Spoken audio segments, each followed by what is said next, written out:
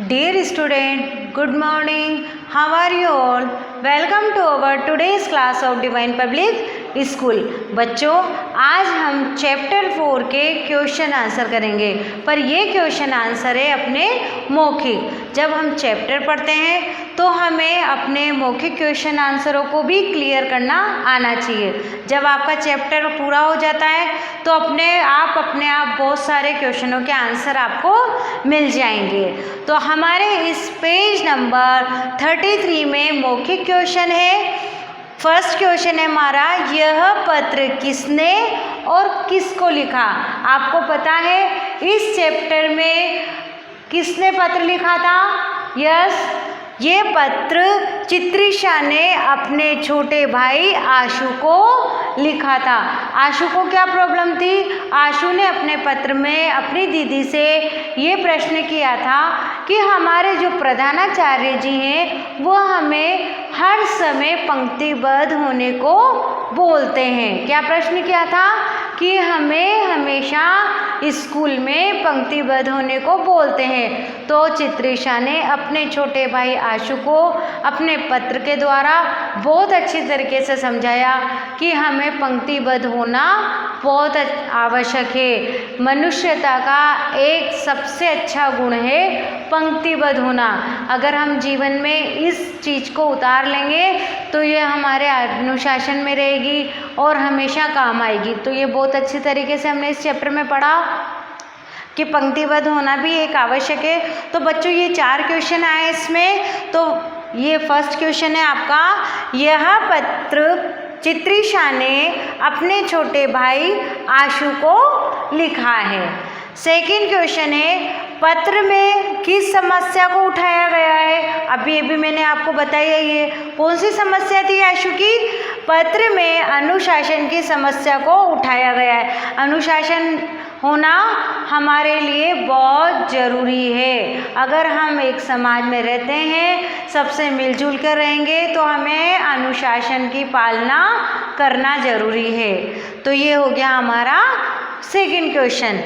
Third question है, मनुष्य कैसा प्राणी है। मनुष्य एक सामाजिक प्राणी है। जो समाज में रहता है उसे क्या कहते हैं? सामाजिक। और मनुष्य क्या है? एक सामाजिक प्राणी है। फोर्थ क्वेश्चन है, संघर्ष की स्थिति कब बन जाती है। अब संघर्ष की स्थिति कब बनेगी आपको एक उदाहरण देके बताती हूँ। अगर आप कहीं फिल्म देखने जाते हैं, ठीक है, वहाँ टिकट की लाइन लगी रहती है। अब टिकट की बहुत लंबी लाइन है और आप पीछे आपका नंबर है, तो आप क्या करोगे? फटाफट धक्का मुक्की दोगे या लाइन में खड़े होगे या लाइन को तोड़ोगे या किसी से कहोगे मेरा भी टिकट ले ले, ये ले ले। इस तरीके से हो सकता है ये चीज़ किसी को बुरा लगे या कुछ धक्का मुक्की हो जाए या लड़ाई झगड़ा हो जाए, तो वहाँ क्या होगा? फिर एक संघर्ष हो जाएगा। दूसरा उदाहरण है, आप मेडिकल पे गए दवाई लेने के लिए, वहाँ पर रो बनी हुई है, आपने दवाई लेनी है और आपको कहीं जाना ज़रूरी है, तो आपने उस पीछे आपका नंबर बीच में है या पीछे, तो आप उससे लड़ाई करोगे, पहले मेरे को ज़रूरी काम है, मेरे को ले लेने दो, ये करने दो, इस तरीके के। और हो सकता है आप धक्का मुक्की करें या आपके द्वारा किसी का नुकसान हो जाए या आपका कोई नुकसान हो जाए और जो आपके आगे लाइन में खड़ा है उसको आपसे ज़्यादा आवश्यक हो दवाई लेना। तो इस तरीके से बच्चों ये एक बनाया है पंक्तिबद्ध होना।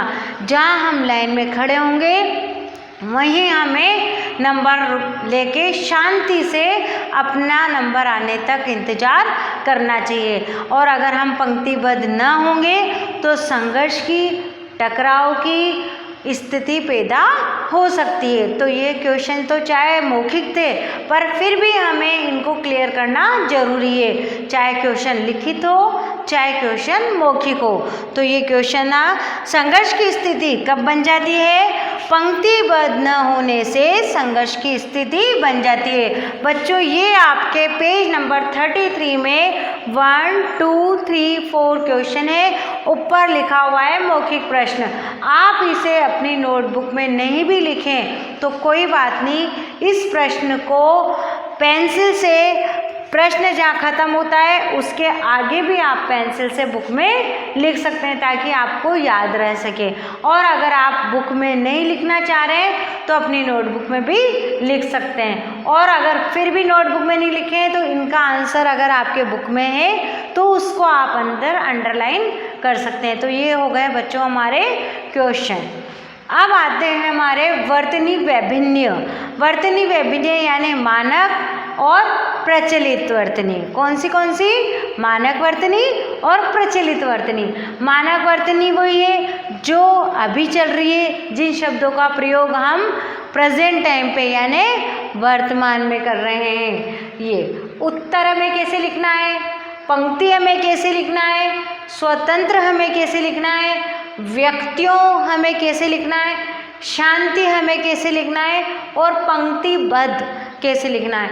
तो जो ये वाले शब्द मैंने लिखे हैं अभी हमें इस तरह के शब्दों को लिखना आवश्यक है।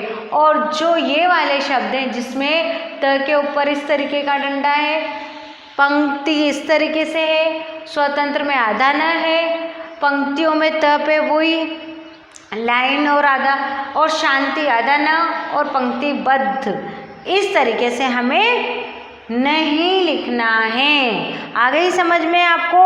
और आप इसको दोबारा भी रिपीट करेंगे, वीडियो में अच्छे से देखेंगे, समझेंगे और बुक में भी आप इसको पढ़ेंगे।